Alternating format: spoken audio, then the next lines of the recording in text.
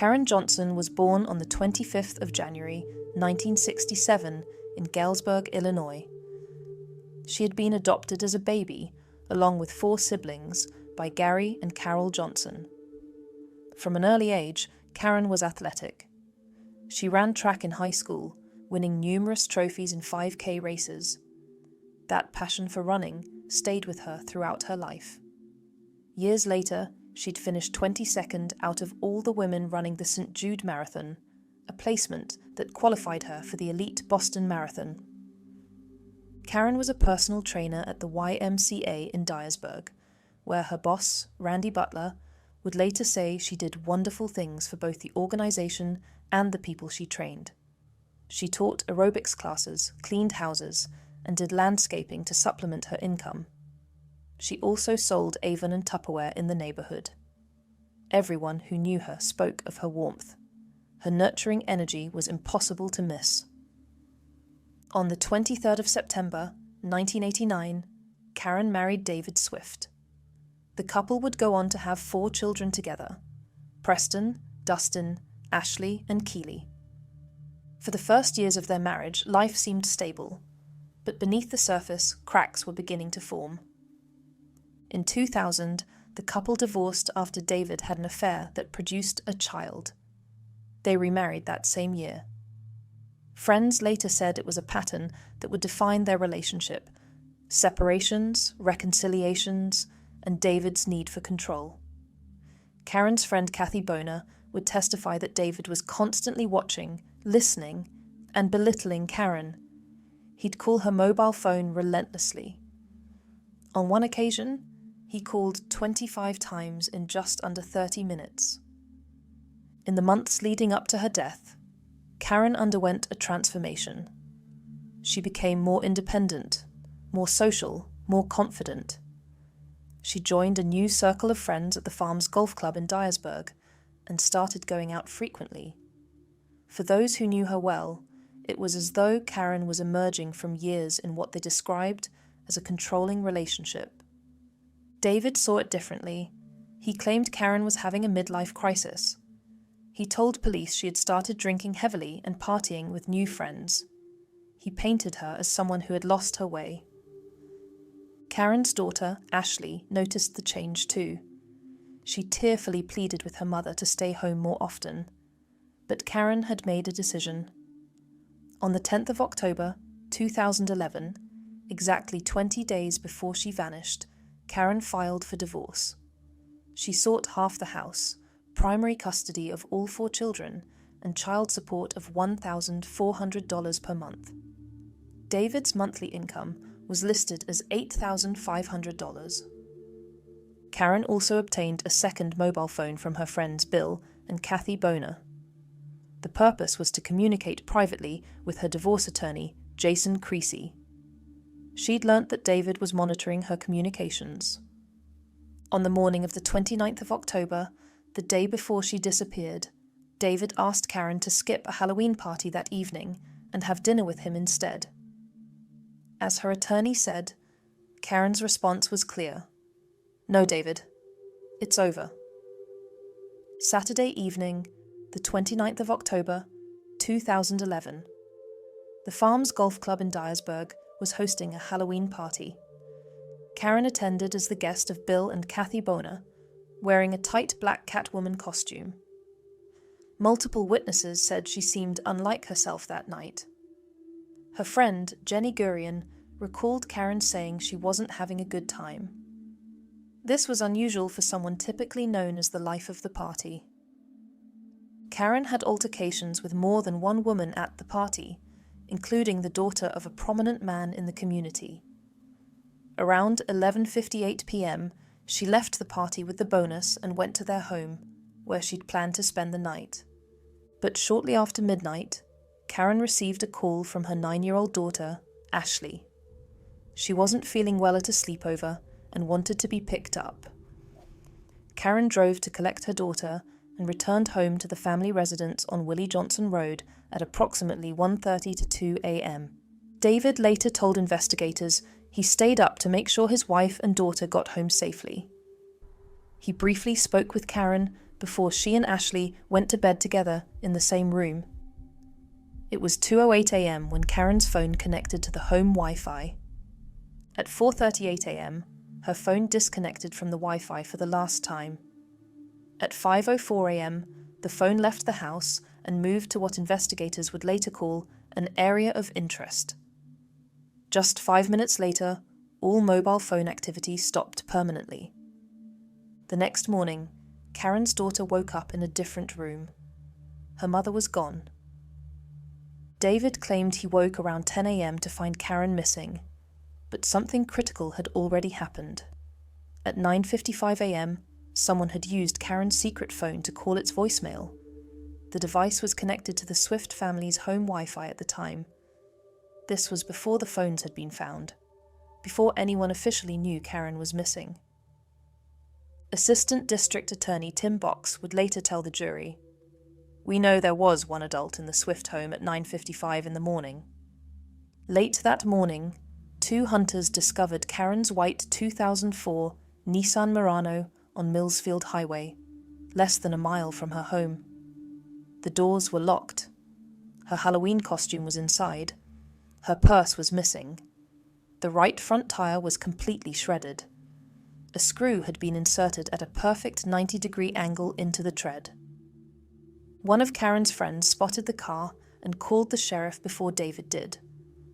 Both of Karen's mobile phones were found approximately 400 to 500 feet from the Swift home, smashed and damaged near a neighbor's property. The bonus reported Karen missing. David called the police after they did. The Dyer County Sheriff's Office launched an extensive search. Officers, K-9 units, Tennessee Highway Patrol strike teams, helicopters, and rescue squads combed the area around the Swift home and where the vehicle had been found. More than 300 volunteers joined the effort. The Nevada First Lady, Dawn Gibbons, whose son had gone to school with Karen, came out to search the Truckee River. On the 10th of November, searchers specifically examined an area around Bledsoe Cemetery. They found nothing. But during November, 3 separate witnesses reported seeing a man with a metal detector in the cemetery area. Karen's son, Dustin, testified he encountered this man. The man claimed to be searching for a lost watch, but Dustin noticed the man was already wearing a watch. This prominent man was never adequately investigated. Then, 10 days after Karen's disappearance, someone broke into the farm's golf club. Only one thing was stolen: the security cameras. These cameras would have contained footage from the Halloween party, showing Karen's altercations and who was present. Saturday, the 10th of December, 2011. 42 days after Karen vanished. About 7 miles from where she was last seen, a cemetery caretaker discovered a body concealed beneath a tangle of kudzu vines and vegetation. It was near Bledsoe Cemetery, off Harness Road, approximately 3 miles from the Swift home, just 20 feet from the road. Sheriff Jeff Box said the body had been concealed by undergrowth and vegetation for some time. The following day, the Shelby County Medical Examiner's Office identified the remains through dental records. It was Karen Swift. The autopsy revealed Karen had died from blunt force trauma to the head. A complex skull fracture affected her frontal and temporal lobes, extending from one side of her skull to the other. The likely weapon, a hammer or similar object. The fatal injury came from striking the front of her head. Karen was found wearing only black underwear pulled down around her thighs. Advanced decomposition and partial skeletonization made it impossible to determine if she'd been sexually assaulted. There were no defensive wounds, suggesting Karen never had time to raise her hands to protect herself. It was evidence of a surprise attack. The toxicology report showed no illegal drugs and no alcohol in her system. Only traces of caffeine, paracetamol, and diphenhydramine, a sleep aid. The manner of death was ruled a homicide. Interestingly, the medical examiner initially told prosecutors Karen had been stomped, that the force had caved her skull in. Later, he changed his opinion. At trial, many aspects led to inconclusive determinations due to decomposition. He couldn't rule out strangulation preceding the head trauma. The skull injury might have occurred post-mortem. The Swift home was searched at least 3 times by teams from the Dyer County Sheriff's Office and the Tennessee Bureau of Investigation's Violent Crimes Response Team. Forensic agents swept the home, garage, and vehicles. They found no blood, no signs of struggle, no forensic evidence linking anyone to the crime. 7 gallons of bleach were photographed outside the Swift garage during a search. Prosecutors theorized David used the bleach to clean up blood after killing Karen in the garage. David's explanation: the bleach was for cleaning up vomit from the family dog, which had been poisoned by a neighbor, John Hogshooter.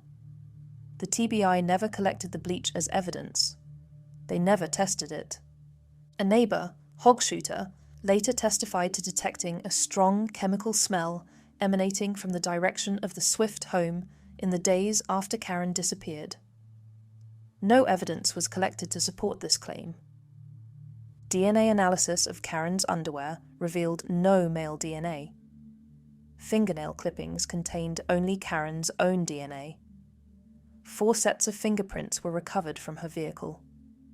In 2018, 7 years after the murder, David Swift's prints were finally submitted for comparison. None matched. No other suspect's prints were ever submitted for comparison. A tire technology expert, Gary Bolden, testified about the screw found puncturing Karen's tire. It was positioned at a perfect 90-degree angle, perpendicular to the tread. The screw head was flush with the inner rubber tube. Bolden stated, "The rubber does not mushroom around the screw as if it were forced. It went straight in." He concluded the odds of a screw lodging in this precise orientation from normal road debris were highly improbable. The screw had been manually inserted. The tire had been driven less than a mile before going completely flat, roughly the distance from the Swift home to where the vehicle was abandoned.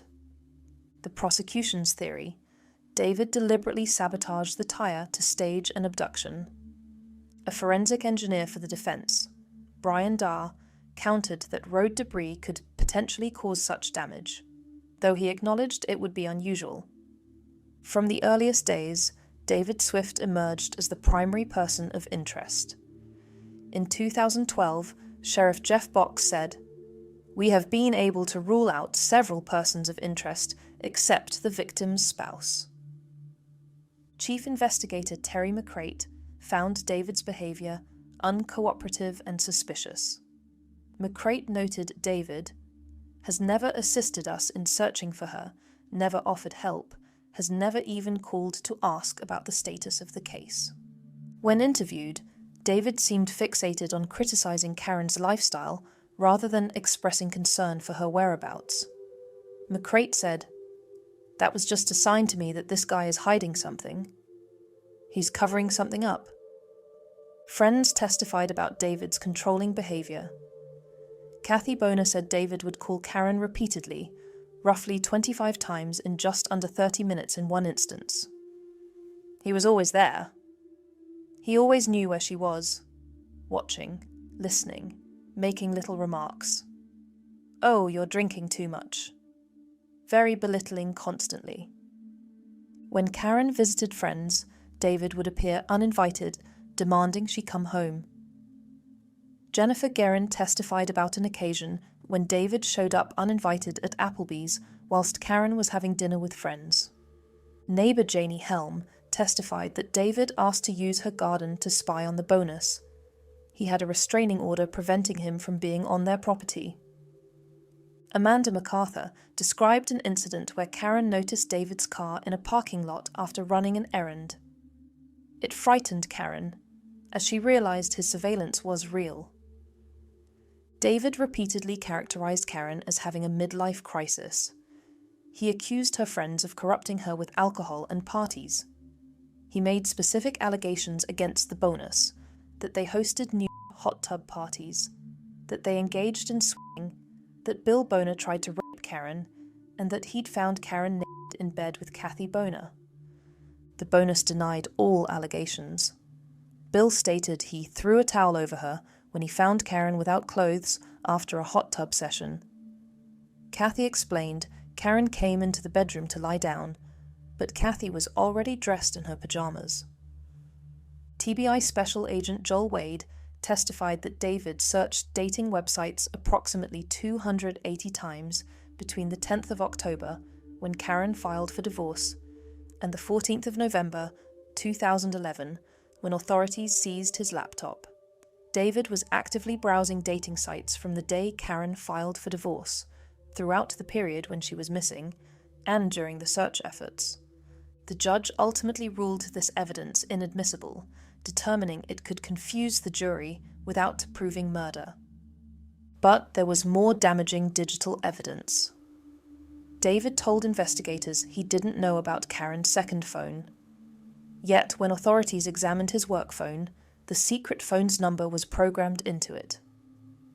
At 9:55 a.m. on the 30th of October, someone accessed the secret phone's voicemail whilst the device was connected to the Swift family's home Wi-Fi. This was hours after Karen disappeared, before the phones were found, and whilst only one adult, David, was confirmed to be in the home. David was photographed using crutches and wore a knee brace. The defense argued this injury made the prosecution's theory physically impossible, but witness testimony contradicted this. On the 29th of October, the day before Karen died, a neighbour testified David helped move hay bales, each weighing 65 pounds, without using crutches, though he'd needed them when borrowing hay earlier. Kathy Boner testified she saw David hopping on and off a quad bike despite his claimed injury. Neighbour John Hogshuter testified he watched David talking to another neighbour whilst using crutches. When the neighbour went inside, David stopped using them. A physical therapist who treated David testified that whilst the injury limited function, David could still drag 125 pounds of weight, approximately 75 feet. This was more than sufficient to move Karen's body 20 feet from the road to where it was found. The therapist noted David wouldn't be able to pick up weight of 100 pounds or more without assistance, but dragging was possible, though it would cause pain. John Hogshuter, the Swifts' neighbour across Harness Road, was arrested on the 5th of November 2011 for aggravated animal cruelty. He'd allegedly poisoned 2 neighbourhood dogs, including one belonging to the Swifts, just weeks before Karen's disappearance. Karen's vehicle was found abandoned directly across from his home. Hogshuter's property and vehicle were searched. No evidence connected him to Karen's death. He was cleared. He later testified the dog poisoning was accidental, related to fly killer he'd placed outside due to construction materials on his property. The most intriguing alternative suspect was the unidentified man with the metal detector. 3 separate witnesses, including Karen's son Dustin, reported encountering him near Bledsoe Cemetery. Dustin testified that when told Karen was missing, the man seemed unconcerned. Private investigator Heather Cohen identified this person as potentially the owner of the farm's golf club. She noted his daughter was one of the women Karen had altercations with at the Halloween party. Cohen alleged law enforcement wouldn't even take statements from witnesses about this man. She claimed there may have been a cover-up to protect a prominent community member. Private investigator Heather Cohen developed a controversial theory. Karen had become involved in a Dyersburg swinger network, possibly performing sex work for a prominent polyamorous couple in the area. Friends reported Karen confided she was involved in something she wasn't proud of, for money, and that she'd had risky pictures taken with other girls for money. Karen's best friend, Erin Gray, provided information to Cohen. She said Karen had got herself in a mess and she didn't know how to get out of it, but that it had nothing to do with her husband. Gray revealed Karen was having an affair with a married man. Someone had given Karen $10,000 to help with the divorce. This raised questions about romantic entanglements and financial arrangements that may have put Karen in danger. Cohen published a book titled Swift Injustice: The Murder of Karen Swift, alleging a significant cover-up and obstruction of justice. She claimed the investigation opened a Pandora's box, uncovering efforts to protect powerful community members. More than 11 years after Karen's death, on the 8th of August, 2022, David Swift was arrested in Birmingham, Alabama, where he'd moved and remarried. A Dyer County grand jury indicted him on a charge of first-degree premeditated murder. Sheriff Box called Karen's mother, Carol, immediately after the arrest. Box had promised her that one day justice would be served. "We had a very emotional conversation," Box said. "She just wants justice for her daughter." David posted $200,000 bond and returned to his Alabama residence. In July 2023, whilst out on bond, David was arrested for felony stalking of his second wife, Kelly Essman, from whom he'd separated. Jefferson County, Alabama authorities found footage of David at Essman's residence in the middle of the night. Essman told ABC's 2020, "He had to drive 40 minutes one way to get to my house." She'd met David on the dating site Christian Mingle in 2014, 3 years after Karen's death. They married in May 2016. Essman said, "I look at how easily I talked to David and believed everything that he told me." The stalking charges resulted in David's bond being revoked. He was held in Dyer County Jail awaiting trial. The jury was blocked from hearing about the stalking charges during the murder trial. The trial began on the 28th of May, 2024, in Dresden, Tennessee. Judge Mark Hayes granted a change of venue from Dyer County due to extensive publicity. 8 days of trial. Prosecutors Danny Goodman and Tim Box faced defense attorney Daniel Taylor. 36 prosecution witnesses testified. The defense called only 12 witnesses. The prosecution acknowledged immediately in opening statements that jurors would hear no DNA evidence, no fingerprints, no ballistics. Only circumstantial evidence of motive, means, and opportunity. The prosecution's theory: David killed Karen in the garage sometime between 2:08 a.m. and 5:04 a.m. on the 30th of October. He cleaned the scene with bleach, drove her body to the cemetery, sabotaged her tire, drove her vehicle to stage an abandoned car, destroyed both phones, then used the knee injury as an alibi. Prosecutor Goodman said this rejection was eating at David. He began to understand that Karen was truly leaving him, and this time, it's forever. The defense argued there was no proof to support the state's theory. David's knee injury made it physically difficult to attack his wife. The defense called witnesses, including 2 of David and Karen's children, Ashley and Dustin. Ashley Swift, one of David and Karen's daughters, became a crucial defense witness. She directly contradicted the prosecution's timeline. Ashley testified it was her mother, not her father, who moved her to a different room that night. "I will go to my grave knowing that it was my mother," she stated emphatically. She heard no struggle between her parents. The home appeared normal.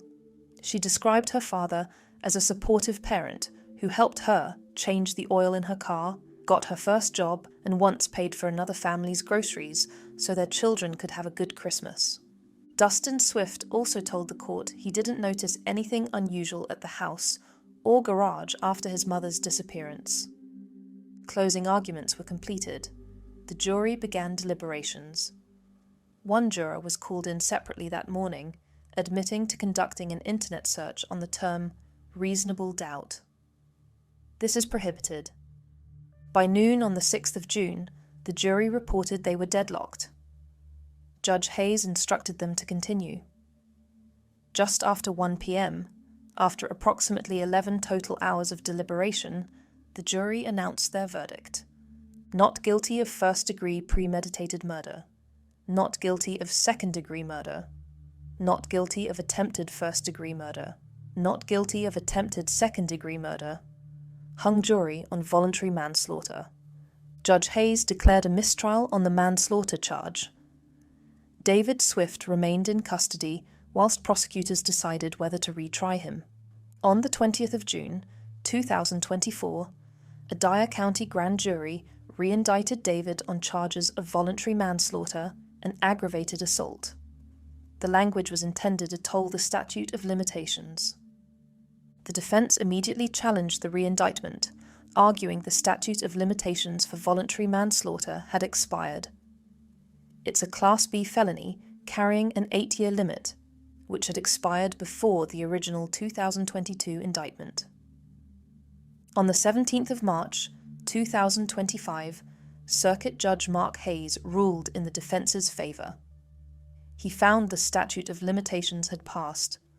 Prosecutors had failed to commence the case within the acceptable period. The voluntary manslaughter charge was dismissed. David Swift was ordered released from custody, subject to outstanding warrants in Alabama for stalking charges. District Attorney Goodman immediately filed an appeal, stating he would do everything I can to encourage the Attorney General's office to appeal the dismissal. Karen's 4 children lost their mother at ages ranging from 7 to 18. They spent more than a decade watching their father investigated, arrested, tried, and ultimately freed.